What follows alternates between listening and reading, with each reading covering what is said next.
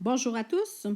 Dans cette capsule, nous allons voir qu'est-ce qui se passe dans un compte en banque. C'est-à-dire que ici, nous avons le compte de Georges au mois de février. Ici, nous avons les dates à gauche. Puis, on vous demande de compléter le solde de son compte en notant les réponses dans les encadrés noirs qui se trouvent ici à droite. Alors, regardons d'abord qu'est-ce que nous avons ici. Comme je disais, nous avons d'abord la date, donc la date de chaque opération effectuée dans le compte de Georges. Ensuite, nous avons une description, qu'est-ce qui s'est passé dans le compte, donc achat, dépôt, etc.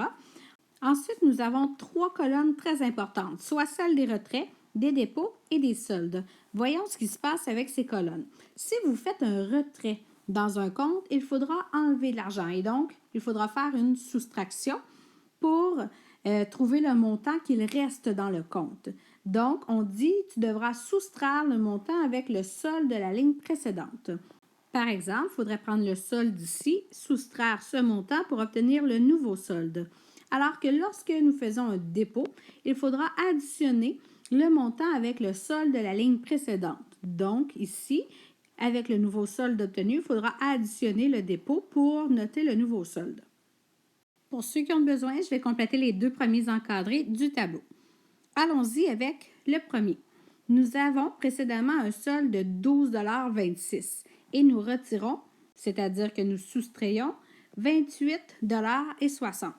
Il faut donc faire l'opération suivante, 12,26 moins 28,60. Le moins deviendra plus moins puisque soustraire, c'est additionner l'opposé. Je viens effectuer le calcul vertical en prenant le plus grand nombre sans son signe, moins le plus petit nombre sans son signe. J'effectue l'opération de soustraction et je viens noter mon résultat ici.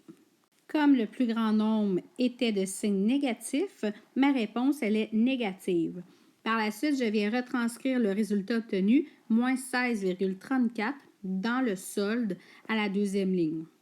Pour ceux qui se questionnent à savoir si c'est possible d'avoir un solde négatif dans un compte en banque, la réponse est oui, si nous avons accès à une marge de crédit.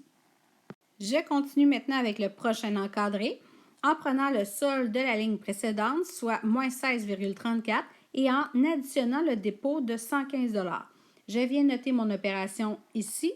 J'effectue mon calcul vertical en prenant soin de faire le plus grand sans son signe, moins le plus petit sans son signe. Ensuite, je trouve le résultat que je viens noter ici. Le plus grand étant positif, ma réponse, elle est positive. Je viens ensuite retranscrire cette réponse dans le deuxième encadré.